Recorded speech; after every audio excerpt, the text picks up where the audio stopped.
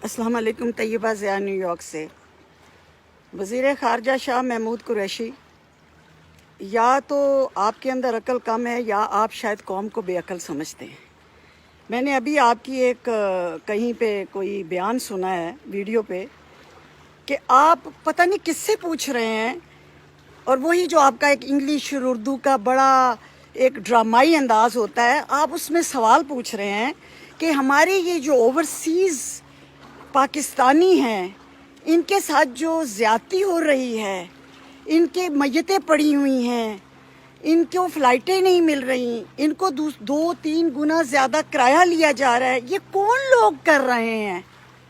मुझे समझ नहीं आती। कोई शर्म होती है, कोई हया होती है।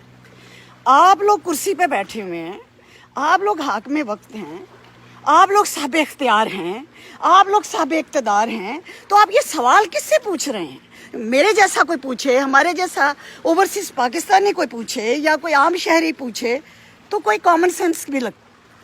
आप पूछ रहे हैं कि ये इनके साथ जुल्म कौन कर रहा है? ये जो ओवरसीज़ पाकिस्तानी बाहर फंसे हुए हैं, इनसे 3-3 गुना की टिकटें कौन खरीदने पे मजबूर हैं? इनके लिए परवाज़ें क्यों नहीं चल रही? इनकी मय्यतें और लाशें पड़ी हैं, ये कौन कर रहा है? ये सफारत खाने नहीं कर रहे, ये हुकूमत भी नहीं कर रही, और फिर साथ आप ये भी कह रहे हैं कि जी ये वो लोग हैं ओवरसीज़ पाकिस्तानी जो 10-10 रुपया दे के, 10-10 रियाल, 10-10 डॉलर दे के जिन्होंने पीटीआई बनाई, जिन्होंने हमें सपोर्ट किया, जिनकी वजह से आज हम हुकूमत पे हैं।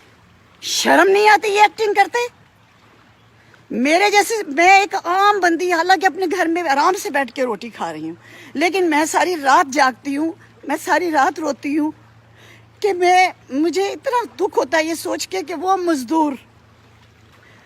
मज़दूर जो अपने बीवी बच्चे, अपने माँ बाप पाकिस्तान छोड़ के गल्फ़ में, सऊदी अरब में, इटली में, जर्मनी में, यूरोप में, अमेरिका, कनाडा, पूरी दुनिया में सिर्फ रोज़गार के लिए गया, और आज अगर अल्लाह ताला कुदरत की एक आफत आई तो उसके साथ तुम लोगों ने इतनी संगदिली की, और कुर्सी पे बैठ के ऊपर से हमारे उनके ज़ख्मों पे नमक छिड़क रहे और बड़े मासूम बन के पूछ रहे हो कि ये जुल्म उनके साथ कौन कर रहा है?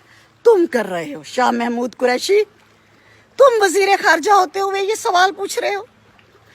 तुम्हें इमरान खान लेके आया। इमरान खान कमज़ोर था क्योंकि वो खुद नहीं आ सकता था, वो अक्सरियत लेके नहीं आ सकता था, उसको हमारे अदारों ने बैसाखियाँ दी, उनको तुम जैसे लोटों ने की ज़रूरत पड़ी, और फिर तुम्हें पता है कि चंदे की क्या वैल्यू होती है। तुम आज कह रहे हो कि ये चंदा जो ओवरसीज़ हमें देते रहे उनकी वजह से तुम्हें चंदे की वैल्यू पता है, क्योंकि तुम औकाफ खाते हो, तुम चंदे खाते हो, मज़ारों के, दरगाहों के, पीरी फ़कीरी के नाम पे तुम मासूम शहरियों से चंदे लेते हो, और उस चंदों पे तो टैक्स भी कोई नहीं होता, उस चंदे पे तो नैब भी नहीं पकड़ सकती, क्योंकि वो अकीदतमंद ब्रेन वाश तबका देता है। और जिन चंदों से फिर तुम लोग इलेक्शन लड़ते हो और कुर्सियों पे आते हो, और कुर्सियों पे एक बार नहीं कई बार आते हो, और हर हुकूमत के साथ लोटा बन के आते हो, और आज सवाल ये पूछ रहे हो ओवरसीज़ पाकिस्तानियों के बारे में कि वो जो फंसे हुए हैं, जो अपने वतन वापस नहीं आ पा रहे, जिनके लिए परवाज़ें जारी नहीं की जा रही। एक इंडिया ले गया बहरी जहाज़, इंडिया बहरी जहाज़ों पे